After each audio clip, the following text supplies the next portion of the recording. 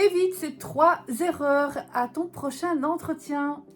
Salut à tous, aujourd'hui on va parler des 3 erreurs les plus courantes à éviter lors de ton prochain entretien. Que tu sois en pleine recherche d'emploi ou que tu sois à la recherche d'un nouveau poste, ces conseils vont être vraiment utiles.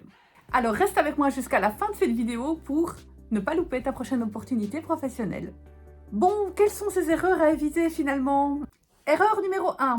Parler de ses problèmes personnels. L'une des erreurs les plus courantes en entretien d'embauche est de laisser glisser la conversation vers tes problèmes personnels. Parler de tes problèmes personnels, c'est un petit peu comme arriver au bureau avec une petite pancarte inscrit « Attention, zone de turbulence ». Allez, on va pas se mentir, on a tous nos petits soucis. Et l'entretien d'embauche, c'est pas non plus l'heure des confessions. On est d'accord. Mais vraiment, c'est une erreur que beaucoup de candidats font.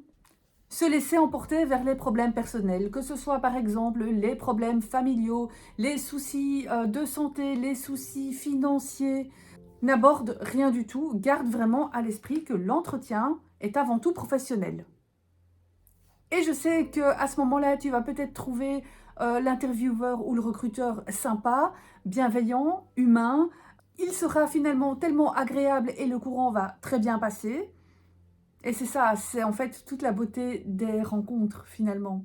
Et ça te donnera peut-être cette envie finalement de confier l'un ou l'autre sujet de ta vie perso, c'est tout à fait ok, mais ne confie absolument pas tes problèmes. Cette personne n'est absolument pas là pour t'aider, donc ça sert à rien de te confier. Elle est là pour simplement voir si tu pourras assurer au poste, oui ou non.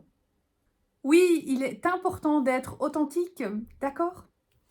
Mais non, il ne faut pas confier ses problèmes personnels. Alors, devant ce potentiel futur employeur, garde le cap sur le professionnalisme. Reste focus sur tes compétences et tes réalisations et concentre-toi sur ce que tu peux apporter à l'entreprise. Et tu verras, ça passera comme une lettre à la poste. Et c'est à ce moment-là que tu peux mettre un petit pouce bleu en dessous de la vidéo pour qu'elle puisse développer toute sa visibilité. Je compte sur toi. Erreur numéro 2. Dénigrer son ancien employeur. Ah, le piège classique. Il peut être tentant de critiquer son ancien employeur, surtout s'il y a eu des problèmes ou des désaccords. Donc, un conseil, on ne fait pas de drame, même si il y a eu des problèmes. Évite à tout prix de spoiler ton ancien boss. Et concentre-toi sur ce qui compte vraiment. Toi, ton avenir et, si possible, un avenir brillant. Si ça a été une expérience difficile, on peut tout à fait le comprendre. Mais entre nous, même si ton ancien boss était un vrai casse-pied, garde vraiment ça pour tes soirées entre potes. Garde à l'esprit ce que je vais te dire maintenant. Parler en mal de ton ancienne entreprise peut vraiment donner une image négative de toi-même. Donc, chut, ne dis rien.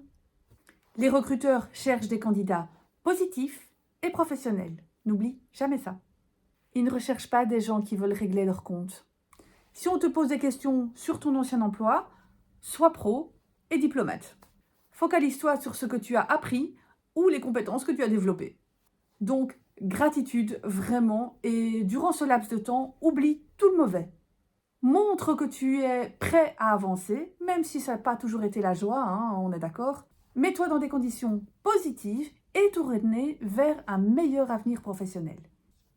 Erreur numéro 3. Ne pas avoir une seule question à poser en fin d'entretien.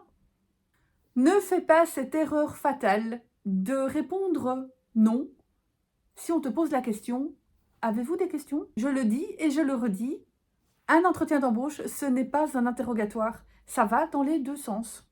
Le recruteur pose des questions pour savoir si tu conviens, mais toi aussi tu poses des questions pour savoir si l'entreprise te convient. Et ici, poser des questions va vraiment te permettre de savoir si cette entreprise-là est réellement faite pour toi. Donc, prépare quelques questions en amont sur la culture de l'entreprise, les projets en cours ou les perspectives d'évolution. Ça va démontrer que tu es réellement investi et que tu as fait tes devoirs. Et en fait, il y a plein de candidats qui ne posent pas de questions. On dit toujours oui, c'était très clair, je n'ai pas spécialement de questions, mais en fait, ils n'ont absolument pas préparé cette étape. Et qu'est-ce que ça donne aux yeux des recruteurs finalement? Pas motivé, pas investi et pas envie. Préparer ces questions, c'est un peu comme une arme secrète en poche. Donc, montre que tu veux creuser et tu marqueras des points, c'est évident. Donc, rappelle-toi de ces 3 erreurs à éviter lors de ton prochain entretien. 1. Pense compétences à développer pour l'entreprise. Ton objectif, c'est ça et rien d'autre. 2. Peu importe ce qui n'a pas été. Réponds brièvement et rebondis sur ta présence à l'entretien. 3. Prépare tes questions en amont. En suivant ces conseils, tu mettras toutes les chances de ton côté pour obtenir le job. Et si tu te demandes quelles questions poser finalement en fin d'entretien, ne bouge pas, j'ai tout prévu. Clique sur le lien en dessous de la vidéo, en description, pour découvrir les 10 questions à poser en fin d'entretien. Tu ne vas absolument pas le regretter, c'est promis. Prends confiance, reste authentique et fonce vers tes objectifs professionnels. Et n'oublie pas de t'abonner à la chaîne pour plus de conseils et de vidéos sur ta recherche d'emploi et ton développement professionnel. Et à bientôt pour de nouvelles astuces. Salut!